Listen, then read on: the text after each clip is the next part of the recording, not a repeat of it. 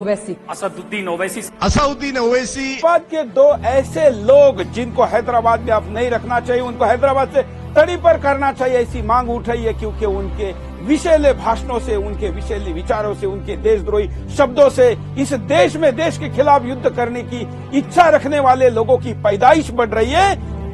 याद रखो दुनिया वालों, ये संघ परिवार, आरएसएस, बीजेपी, हमारे प्राइम मिनिस्टर, सुन लो आप,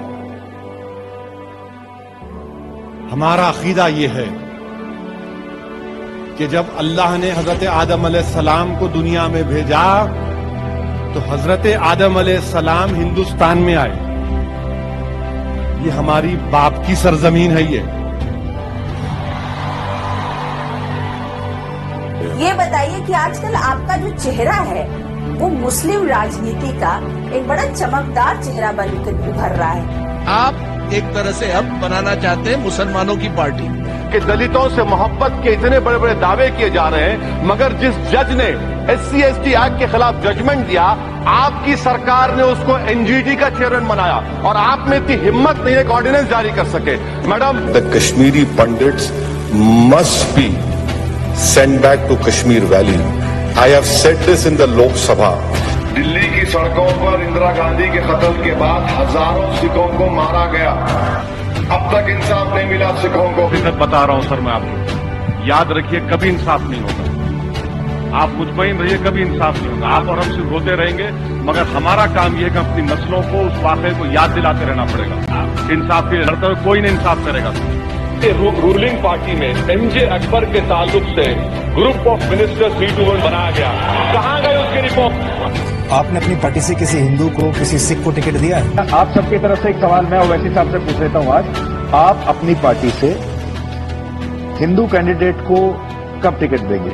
से मजलिस के उम्मीदवार मोहतरम जनाब अबू बोले साहब है। आपका भाई, आपका बेटा मनोज संसारे यहां से कामयाब होगा। हमने इसीलिए डैनियल को हमारा उम्मीदवार बनाया ताकि ईसाई तबके के लोगों की भी नुमाइंदगी हो। ये शख्स किस तरह से डर की दुकान सजा रहा है, दहशत खौफ एक कौम में पैदा करने की कोशिश कर रहा है। तो डरने और घबराने की जरूरत नहीं है, डरने और घबराने की हरगिज जरूरत नहीं है। मेरे अजीज दोस्तों और बुजुर्गों, नौजवानों, डरने और घबराने की जरूरत नहीं है। और मुझे क्या होगा और क्या जो तल्ख जबान आप बोलते हैं, आप इस बात को न माने, लेकिन इस महफिल में बैठे हुए ज्यादातर लोग इस बात को मानेंगे कि आप तल्ख जबान बोलते हैं। क्या तल्ख जबान? जहर उगलने वाली जुबान ने फिर सियासत चमकाने की कोशिश की है।